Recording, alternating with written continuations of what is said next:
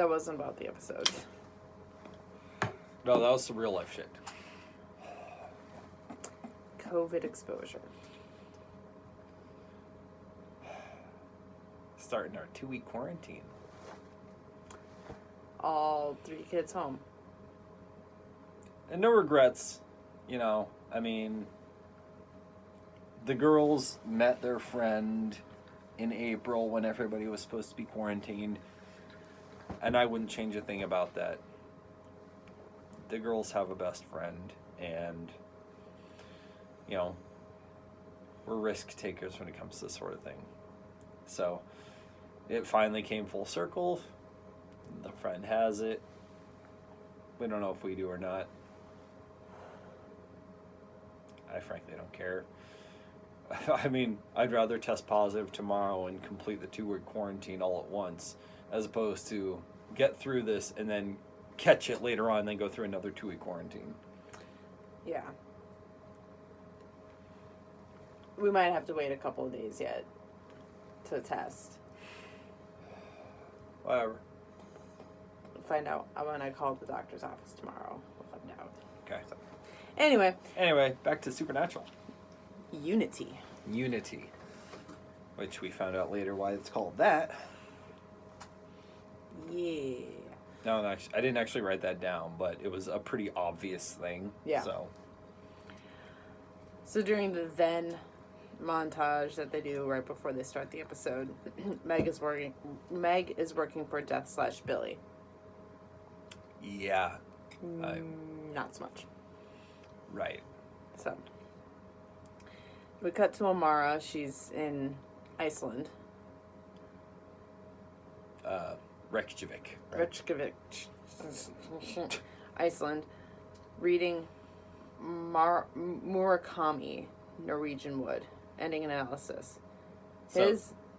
She was reading a book in the hot tub. It's a Japanese author. And I figured... Spring. Huh? Hot spring. Hot tub is man-made. Hot spring is natural. There's something there. Fair. So I figured it wasn't accidental. They had a really blatant shot of what she was reading. So I threw Google at it and copied down somebody's analysis of the ending. Ending analysis. His is a circle of action and reaction. A person can be hurt on such a fundamental level that no love in the world could save him or her. And a person in pain may accidentally hurt his or her loved ones in exactly that manner, without ever intending to. So in the end, the fear remains that the story will repeat itself.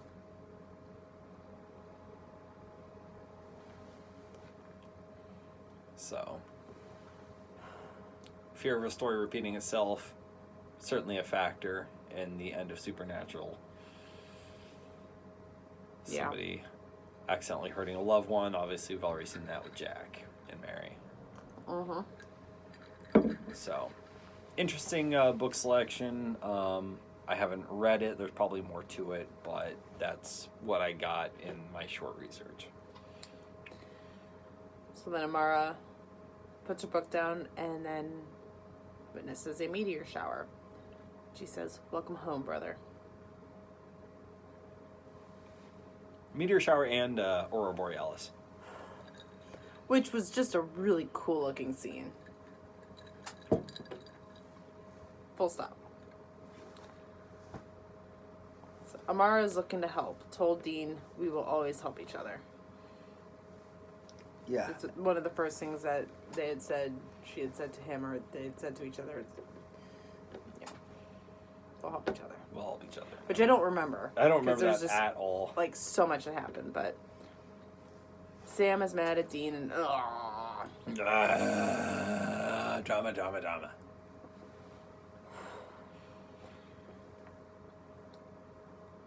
Sam isn't going with Dean and Jack. So Dean and Jack were told by Billy to go to Santa Fe. Right. And Sam isn't going with them. He's going to do some research, find another way. Yeah. We had Amara sitting in a very serene looking place. Again, it looked kind of like Iceland maybe again. But it wasn't frigidly cold, so I don't know. Wait, Iceland is the one that's not frigidly cold, Right. so that makes sense. It was a marketing ploy. Iceland is green and Greenland is icy. Yes. And I had mentioned that I thought that maybe she knew Right. that they didn't tell her, but she may have inferred that she would have to die. Yeah. Apparently not. Apparently not. Then Chuck shows up and he says, "Hi, sister." Hi, sister. And then they come back for commercial and it changes to hi, sis. And Amara, title card. Yeah, they did this whole title card thing. Yeah, which It was I liked. I enjoyed it. I didn't fully understand the reasoning behind it. Like, we're going to tell Amara's story now. We're going to tell Sam's story now. It's like, okay, cool. I thought they were going to do like a different perceptions on the same events kind of a thing. But no, it was just like, this is Amara's story. This is Sam's story. This is Dean's. Like, Yeah, that Okay. was. I didn't hate it, but yeah, it was. I thought it was going to go somewhere else. Yeah. So in Amara's title card, Chuck needs Amara to hard reset. Right. I didn't write that very well, but basically, Chuck can destroy all the worlds he wants, but he can't reset all of creation without Amara's help or her power. As the case may be. Chuck didn't write Amara and Dean's thing, which is an interesting little tidbit because that is actually showing that Dean might not be on the hamster wheel he thinks he is. Right. Yeah, he doesn't have complete control over the Winchesters. Which is why he's so pissed at them. Yeah. And I didn't remember Dean and Amara having a thing, but...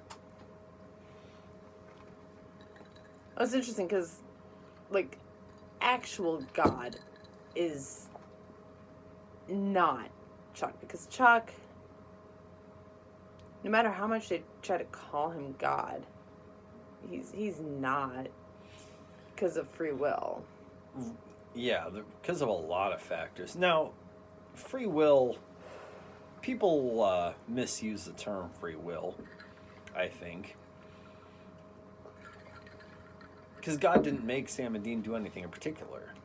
He influenced things around them, but they always had free will. He didn't remove their free will. But he's getting pissed at them for using For utilizing free will, yeah, of course. So, God wouldn't do that. The God we know wouldn't do that. Like, I mean... the actual God. Like, this is a fictionalized... Right. But, I mean, God's not pleased when people misuse their free will to sin. No, he's not. But he's not vindictive either. No. Well, Old Testament God was... Wrathful, but not vindictive. Not like... I don't know. Yeah, Chuck is... Chuck is very... He's emo. He's a bit emo. But... And God would never say, humans are the worst. But I think, we'll get there. Oh yeah, Chuck sees his failures in creation. But...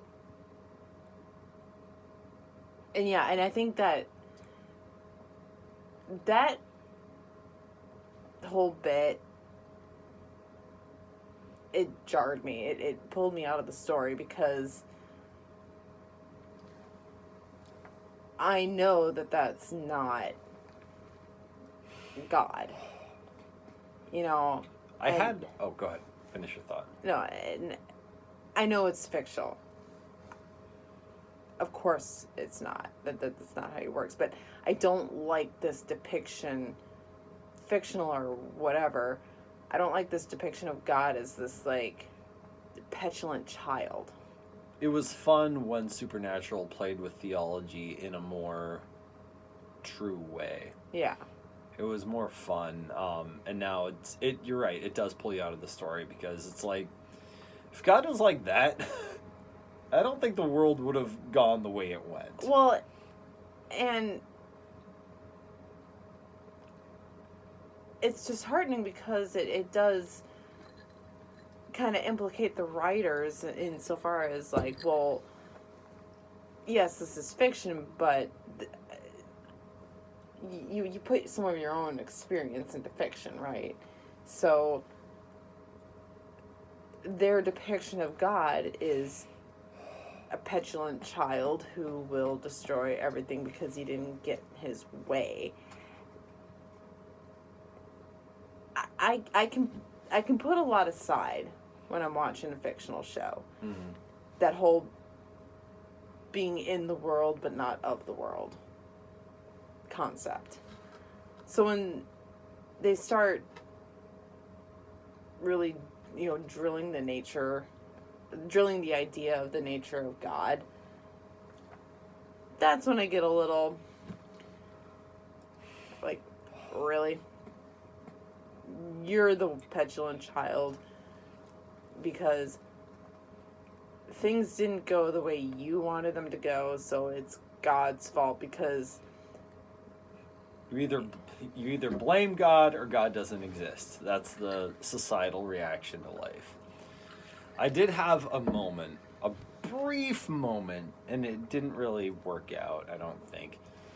But when she was showing him creation, showing him everything he made, and appealing to humanity, saying, "This was your creation. It's not awful. It's beautiful."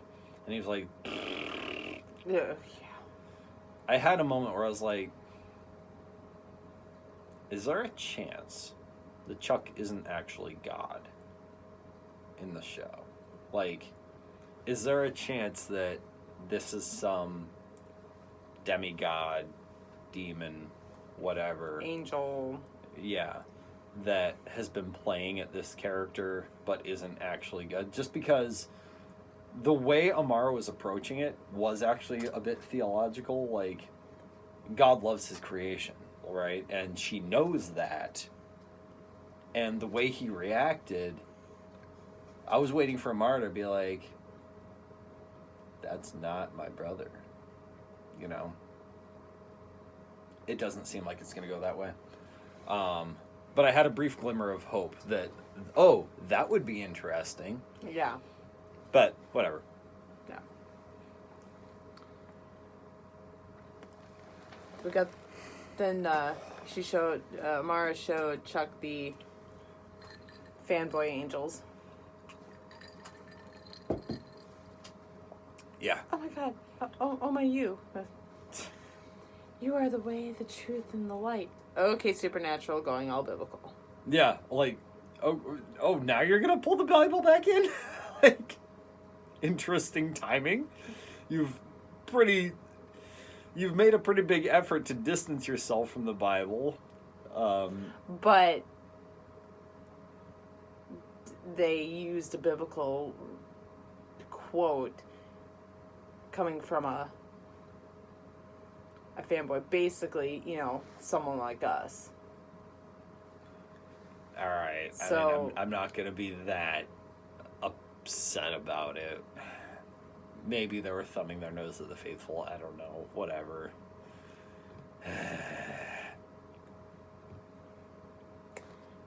Remember, if they hate you, they hated me first.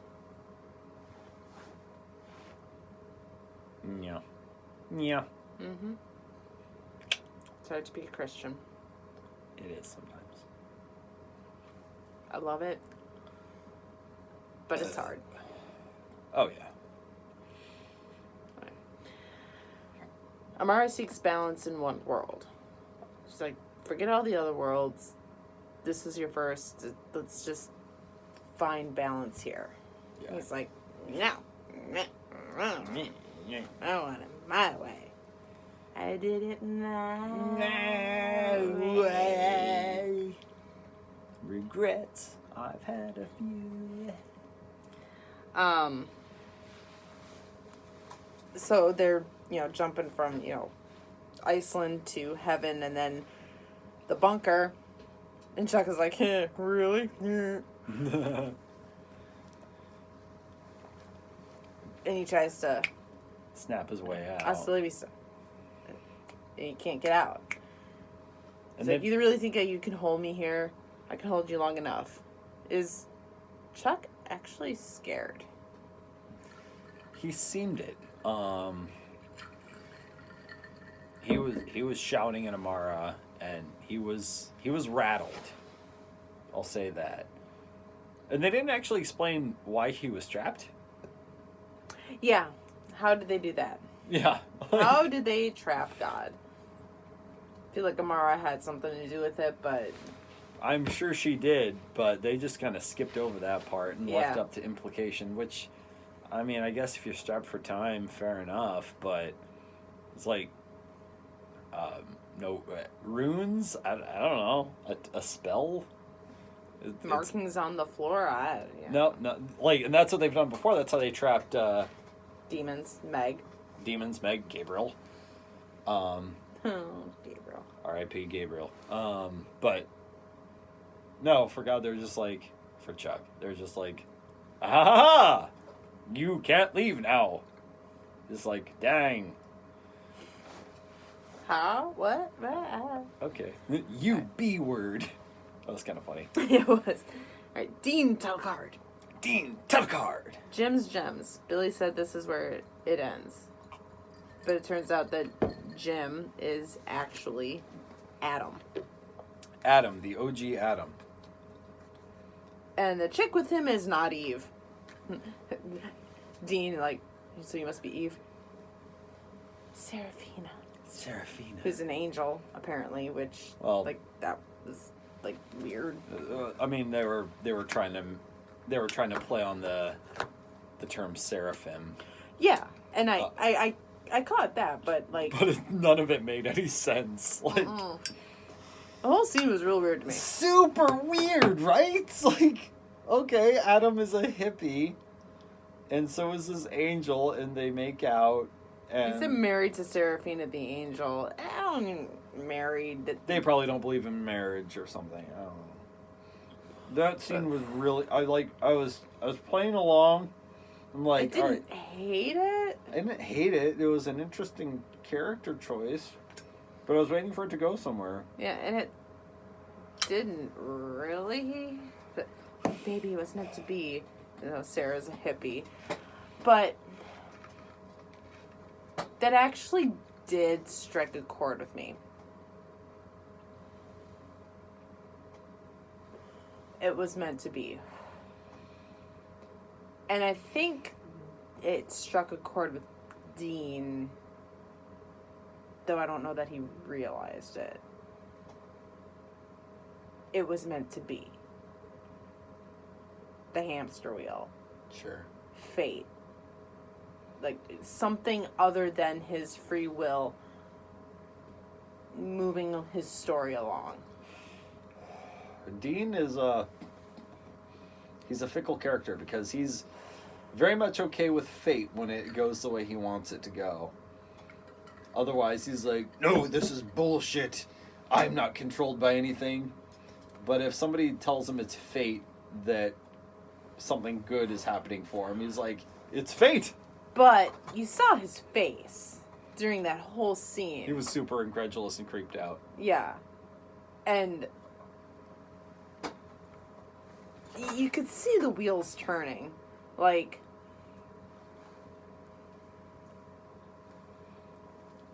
in the back of his head, there's something not right here. We're being played. Yep. But his revenge was so overpowering. That's been Dean's character.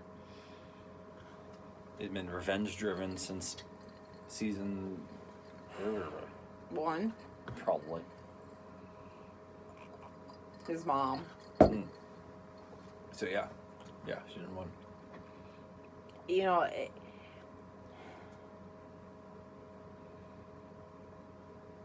and it's something we'll come back to. But, so, Jack has to go through this test. Adam tells him to, he shows him these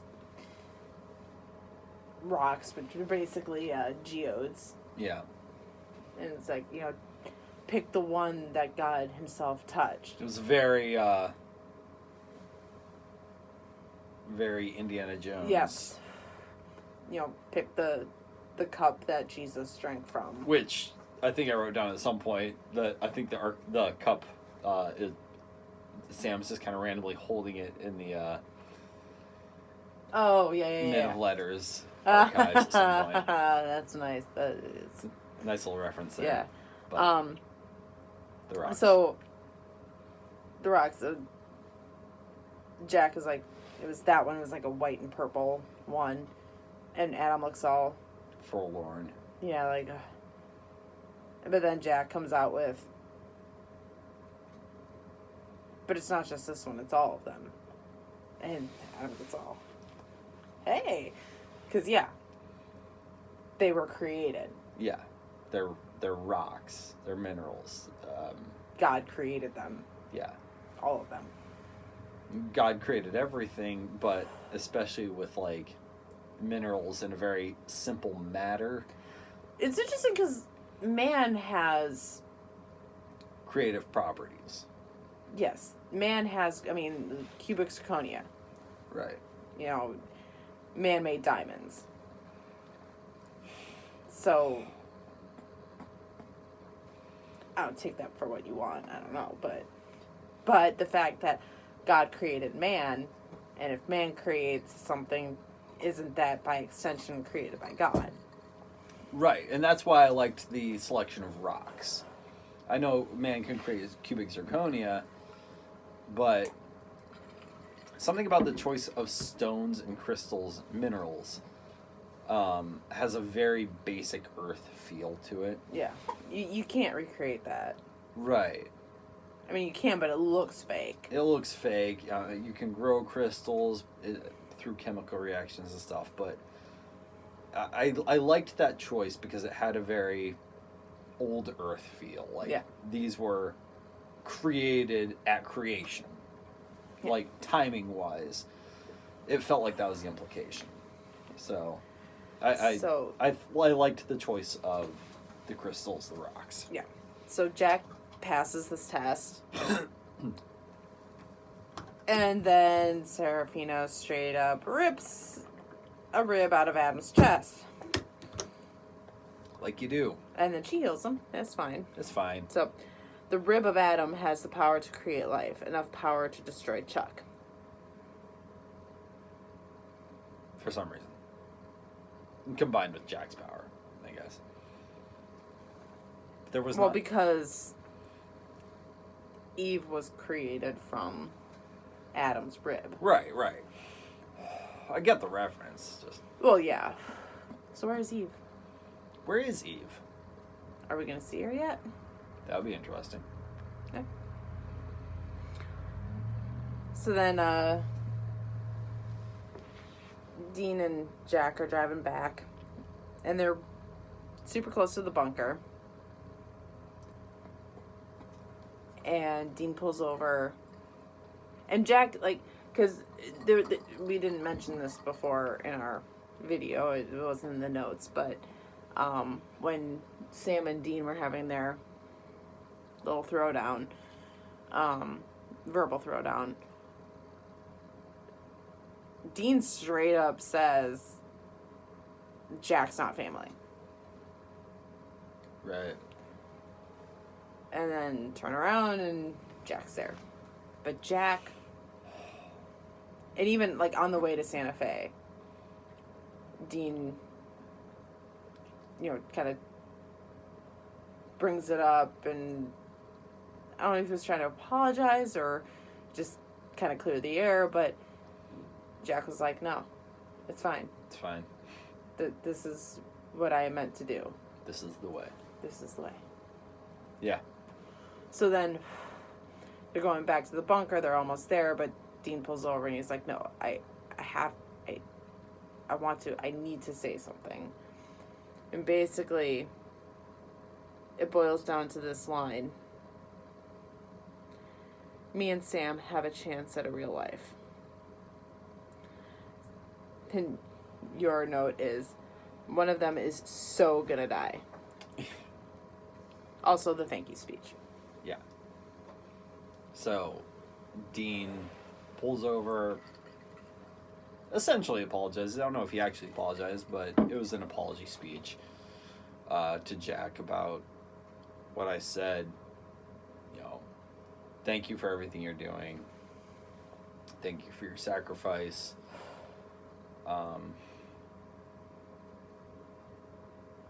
Oh, wow. What? He's kind of a Simon character, isn't he? Simon. Simon the Cyrenian? Who Jack is? Dean.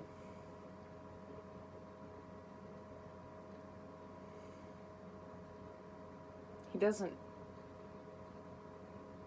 recognize Jack at first. Okay. He doesn't truly appreciate what Jack is doing.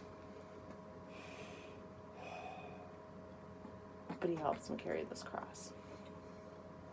And he's kind of forced to. He's forced to.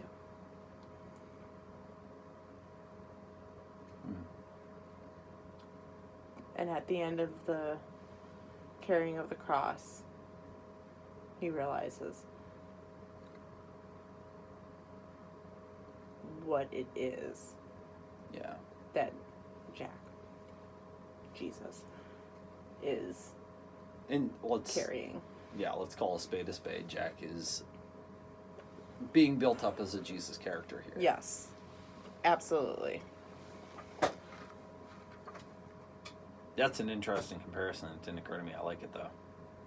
And I don't know that that's what the writers were going for. Because I don't know what, I mean, the stories, but, I mean, if you are a faithful Catholic, even a Christian, you recognize a Simon. Yeah. Because we're all Kind of a Simon. Simon. Yeah. We all take up our cross in a very reluctant way. So yeah, it's very interesting. Yeah, I like it.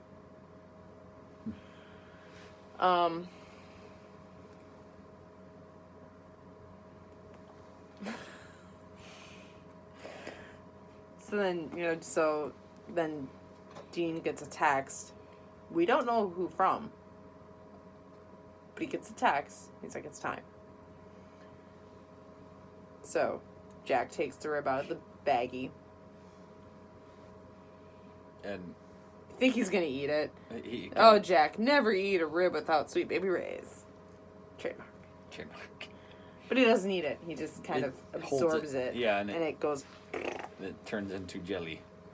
Gross. Which, I would be really upset if that happened, if I ordered something from B-Dubs or something like that, and the bones turn to jelly. Like, that's not okay. But that's how he consumes it. And that's supposed to turn him into this bomb. Yes. And his eyes glow, and it looks like he's just been injected with some kind of power. Yes. And Sam, title card. Sam, it feels wrong. I wish I could talk to Billy.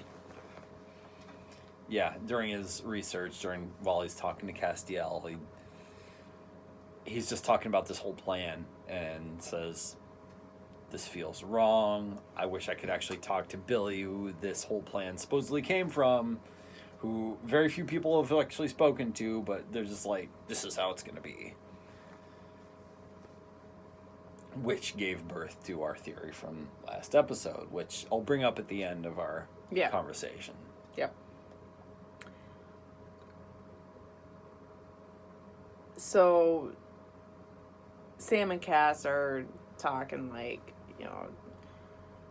I wish I could talk to Billy, and Cass is like, no, I'm not going to let you do that, because basically he'd have to die in order to talk to her. Right. Dean apparently doesn't, but whatever. Yeah, like, that was kind of a weird he interjection. summoned death to talk to death by dying, and Cass is like, no, I'm not going to let you do that. Except for those times I've let you do that. But then Sam remembers Sergei, right? And it was what? Who the fuck was Sergei? Right? Like, man. He was that collector. He lived in a trailer, like a trailer park trailer sort of thing. He collected stuff. He helped them out letters. He was a Russian guy. Gave them Archangel blood or blood of a righteous man or something. But he had been in the bunker looking for a key to open the door to death. So they look for it. They look for it. They find it way faster. And he said, "Damn it, Sam, put down the Ark of the Covenant." Not the Ark of the Covenant, the chalice. The chalice. That's why. That's what I was thinking of. It was just a random thing. They're searching through stuff to look for the key to open Death's door, and Sam's just like holding this chalice. Mm-hmm. And he just oh, okay. He just puts it down. But I'm like, which, given the fact that 2 days later, or 1 day later, Sean Connery died. Right? R.I.P. Indiana Jones on the Last Crusade. That's wild. Yeah.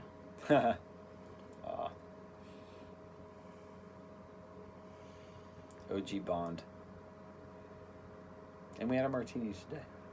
We did. It was indeed shaken, not stirred.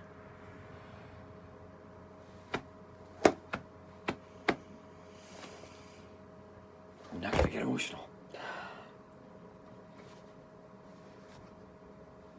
Okay. So they find the key and a door reveals itself a la Beetlejuice. Sam uses the key, enters, closes the door, and then the door seals itself back up, and you're like, how the fuck is he gonna get out? You did not think that through, sir. So he walks in, and immediately, dead people. So there's a lot of dead people in Death's library. Yeah, they're just kind of lying around. Yep. Not decomposed, they're just kind of there. Yeah. Hearing neck crackings. Yeah. Wails. Not like whales, but... Wailing. Wailing. Gnashing of teeth. Mm-hmm. And then there's Meg! Meg! Yay, Meg appearance, even though it's not really Meg, apparently, but... Well, so Sam is talking to Meg, but finds out that it's not actually Meg, it's the Empty using Meg's form, which brought back strong Buffy vibes with the first. Yeah. And I keep forgetting that the Empty is a thing. Like... Yeah. It just wants to sleep. And I'm not really sure why it can't sleep. It feels like it should have almost as much power as Chuck and Amara. Yeah. It's this third entity, this third destination, endpoint, whatever thing. But it's just really lazy, I guess. Yeah. So, Sam is all like,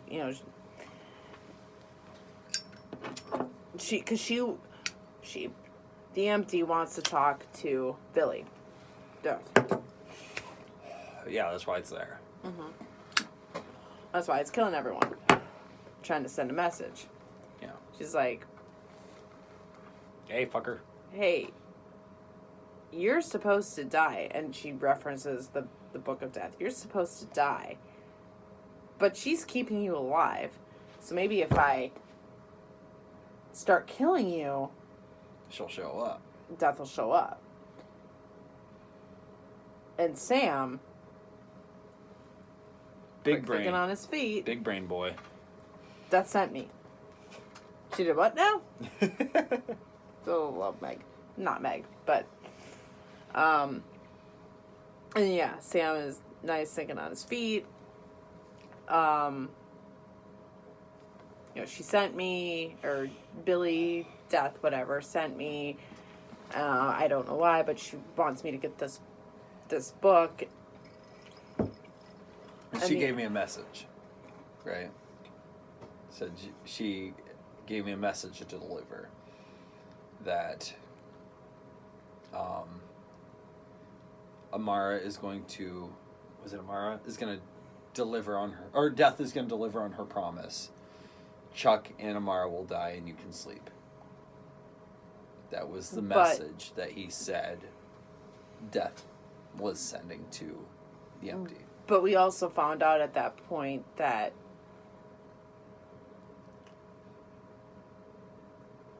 Death wants God's power.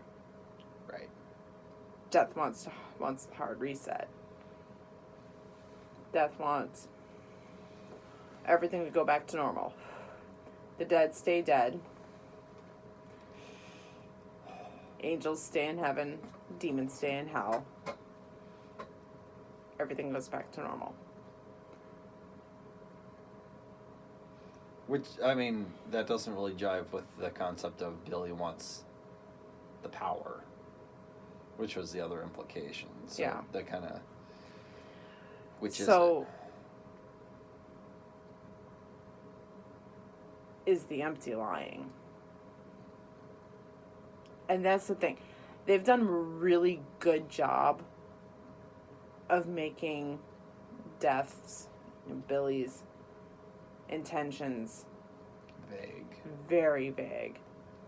Is she God in disguise? Chuck in disguise? Is she just an entity going for a power grab? Is she genuine? And all these things are pulling on Sam and Dean's emotions. Yeah. Very human emotions. They're being played all up and down the field. Everywhere, yeah. And it makes sense. I mean, they're human. And they've got all these different beings of power telling them this and that. It's a nice play on the trope of the unreliable narrator. Yeah. There's no narration, but for Sam and Dean, it essentially is. Which is why those, going back, the title cards are really interesting. Yeah. Yeah. Why did they do that? Is it a story being told? Is it an unreliable narrator? Yeah. Is Billy Death being... Is that actually God? Or Chuck? Is she actually on a power grab, or is that just something that the Empty said to get its way? Like, it's all vague right now. Like, there's so many directions I could go, and that's why I love the show. Yeah. It's subverting expectations. It is. And there's no one you can trust. No. And there's no way to verify. Mm-hmm. You've never played the game Myst, right? No. In the game Myst, you're going through this mystery and you're recovering pages. The blue pages, which show this one brother who is trapped. And the red pages that reveal messages from this other brother who is trapped. And they're all giving these two different stories. And you're supposed to figure out, okay, if I recover all the blue pages, this brother's one that gets released. And the red pages, this is the one that gets released. And you have to try to figure out which one of the two is telling the truth. It's like Labyrinth. Exactly. You saw Labyrinth, right? It's been a long time, but yeah. But when she's at the doorway and this one leads to the center of the labyrinth, this door leads to certain death. One of us always tells the truth, and one of us always lies. What does that achieve? So I gotta go back to 10th Kingdom on that one. Yep. But it's the same thing. It's all of the authority figures, the deities, in this show, none of them are the actual authority. They're all just petulant beings vying for power. Death. Chuck. The Empty, Amara, Yeah. all of them. So you're supposed to pull from something all-knowing, and none of them are reliable. So what the hell do you do? Back to basics. Back to your gut instincts. Yeah. Which They may end up doing, but haven't yet. They're still being played. So that Yes. that'd be cool if at the end of the show, Sam and Dean just went, fuck it. screw all y'all, and hit the nuke button, or I don't know what, but whatever. Yeah. Like, Did the human thing. so then Sam comes back with this knowledge. And he tells Cass, we gotta stop it. We gotta stop Dean. We can't destroy God. Because by doing so, everything gets reset, which means his girlfriend goes back to being dead. Can't remember her name right now. I didn't write it down. Okay. So, then the big reveal. Chuck planned everything. It's still unclear. Well, actually, no, it's not unclear because he says it doesn't look like you wrote it down. But he said to Amara that he goaded death. He goaded Billy. So I don't think he was being Billy, being death, but he goaded. He manipulated her. Yep. It. Him, her, it, whatever. Into down this road. Mm-hmm. So Chuck planned. What part of omniscient don't you people understand? Yeah. That was kind of a nice line. Yeah. Just Chuck planned everything, pit Sam and Dean against each other. Amara didn't know that the plan was for her to die. She had that Look of shock. and oh shit. Yeah. And then the fight. Sam tried to stop Dean because of everyone that will die. Dean doesn't care if Billy rises to power. He just wants Chuck dead. Dean pulls the gun on Sam. At the same time, Chuck is giving his little monologue of, this is what Dean is going through. This is what Sam is going through. Yeah. But Sam pulls out the, what if it were me? Instead of Jack. About to go in. Kind of weird flex when a guy pulled a gun on you. But he was waking Dean up to the reality of the situation. Yeah. And I don't know that Sam even realizes it. Yeah, he definitely doesn't realize it, but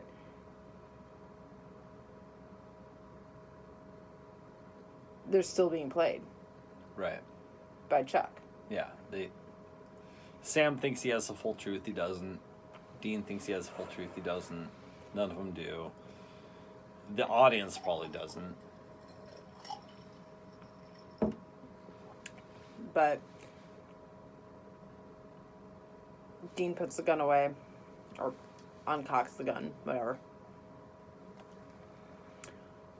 Jack is just sitting there like, "Nah," and Cass is Still like, WTF, Mike? But he'll be dead and soon. Fucking kangaroos.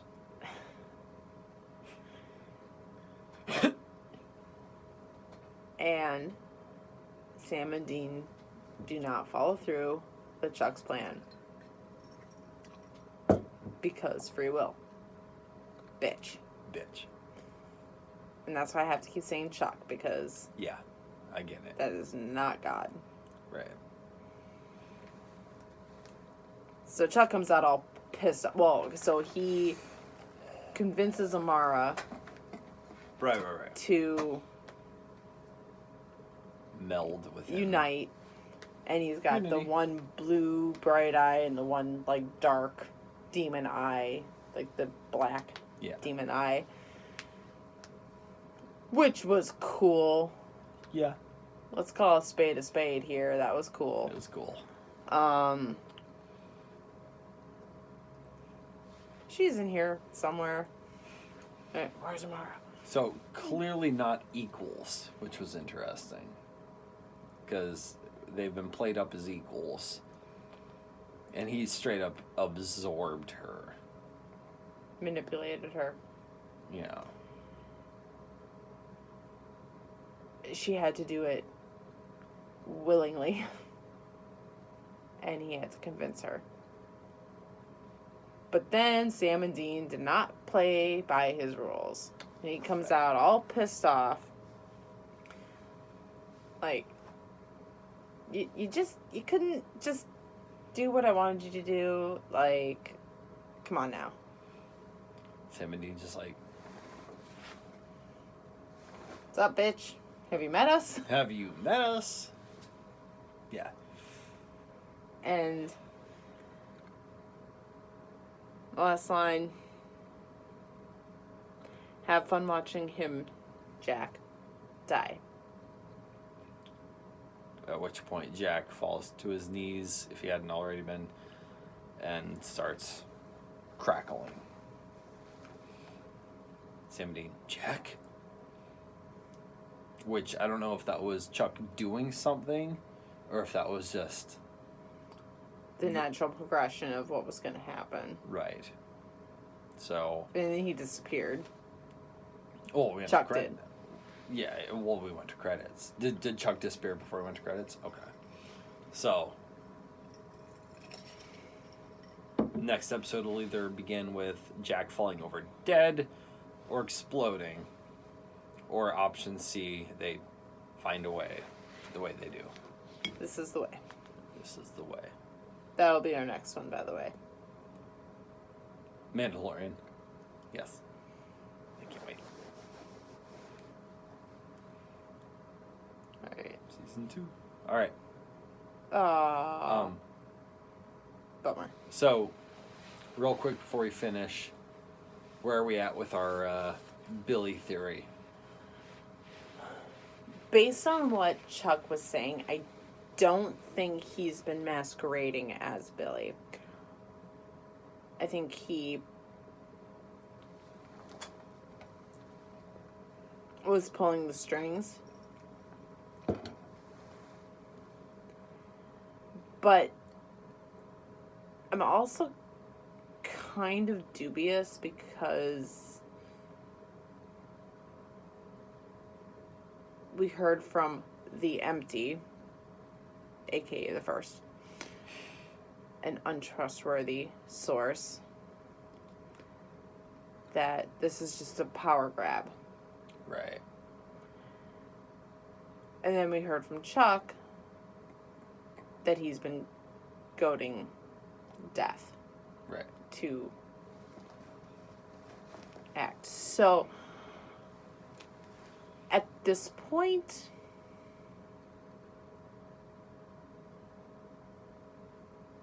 I'm really wondering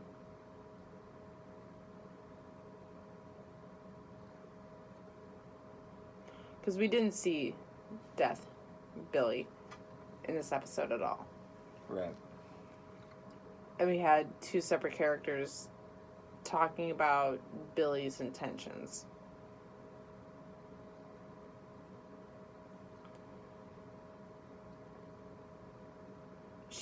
It just wants a power grab. Oh, I've been goading it. That gives me a lot of pause. It makes me think that Billy might be a lot smarter than all of that. Yeah.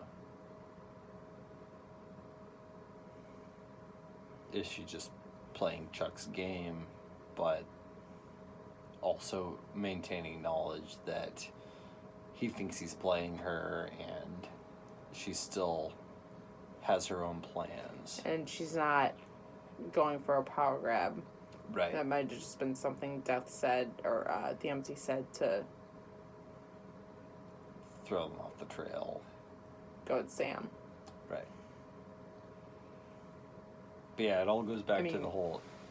Can you imagine a scene where Chuck goes to the empty, like, you want to sleep again? This is what you do. Sam is going to show up. You tell Sam, or Sam or Dean or Cass are going to show up, and you tell them, whoever shows up, that Billy is going for a power grab. Sure. Yeah, I sure can. So, at this point, I'm on the fence. It could be legit, but knowing this show, can't trust any of them. Mm-hmm.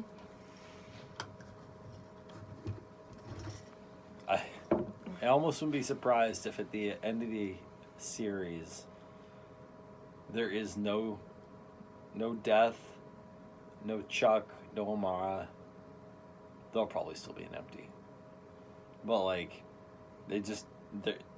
all of the deities are gone. It's just humanity left. Honestly,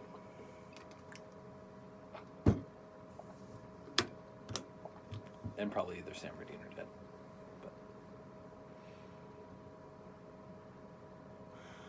But at this point,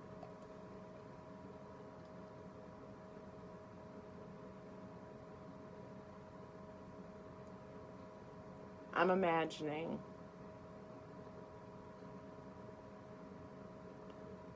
Sam and Dean both die.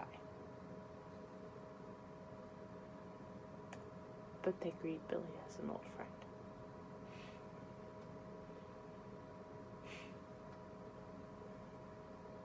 I kind of like that.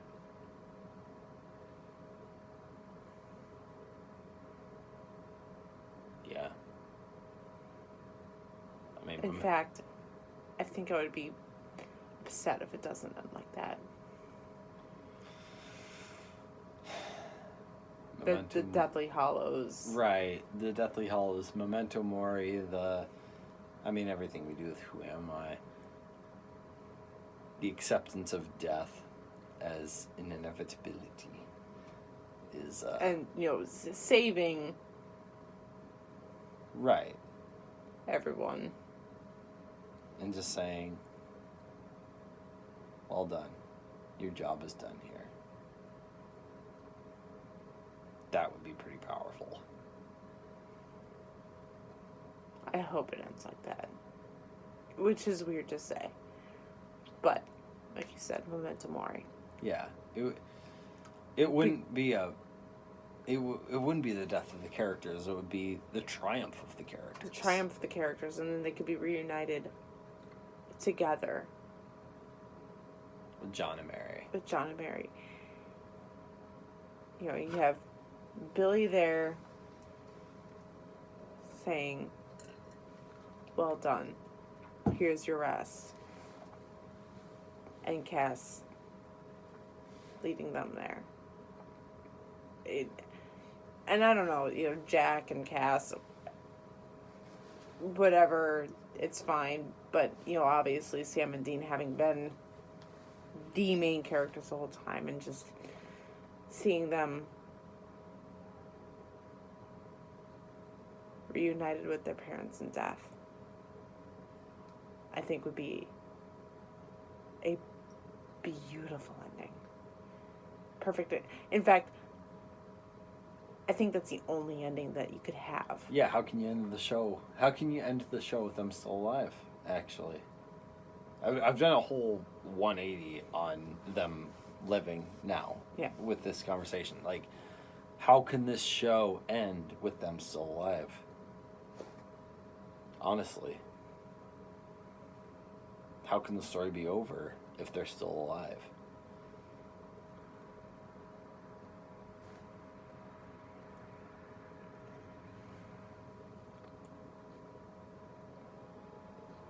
So they both die. And you have Bobby and Jody and the Minnesota chick that I can't remember her name right now. But she's still alive, though, right? Yeah. Okay. Castiel's host's daughter that I can't remember her name. Right, yeah. Like, all of them who, Werewolf Boy. Yep. All of them. A hunter's funeral. And then Billy standing there by the fire and turning. Are you ready? And Sam and Dean. Yeah. And then walking into a light. And John and Mary are standing there. Oh, I wrote it, and I hope it happens like that. You just wrote the ending of the show, and it's not going to be anywhere near that good. No, it's not. It's really not.